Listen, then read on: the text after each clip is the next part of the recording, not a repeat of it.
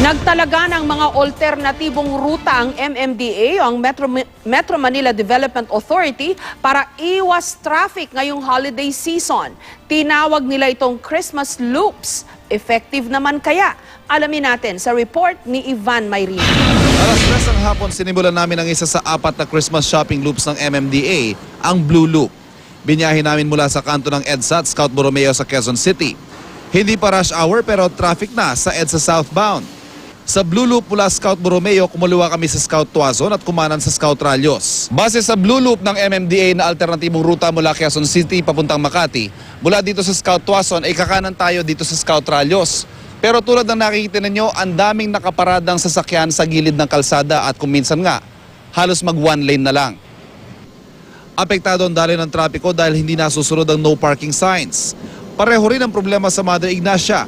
Mga sasakyan nakaparada sa gilid ng kalsada at may construction pa. Pagkaliwa ng Scout Reyes, diretso ang biyahe. Bahagyang bumara sa kanto ng Scout Chuatoco. Bumaba ng tulay, tumuwid ng E. Rodriguez, diretso ng Broadway Avenue. Dito, mahabang pila ng sasakyan. Sa Domingo, San Juan at P. Guevara, na traffic kami. Pagsapit ng Shaw Boulevard, maluwag ang traffic hanggang kumaliwa sa Acacia Lane. Katamtaman ng traffic sa F. Ortigas Avenue pero muli kaming bumagal sa Primo Cruz. Mula roon, naging mabilis na ang pagbagtas namin sa Blumentritt, Coronado hanggang makarating sa Makati Mandaluyong Bridge. Bukod sa Blue Loop, maaari ring dumaan sa Brown Loop, Orange Loop at Red Loop.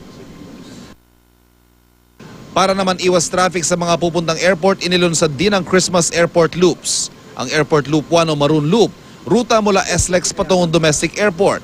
Airport Loop 2 o Violet Loop, ruta mula Manila Makati area patungong Domestic Airport. Airport Loop 3 o Green Loop, ruta rin mula Manila Makati area patungong Domestic Airport. At Airport Loop 4 o Gold Loop, ruta mula Manila Makati area patungong NAIA Terminal 1 at 2. Simula sa December 5 hanggang January 5, may moratorium na rin sa reblocking at road repair sa Metro Manila. Magdadagdag din ng MMDA constables, partikular na sa mga mall na nasa EDSA. Maglalagay rin ng bike lane at bike sharing services sa Rojas Boulevard.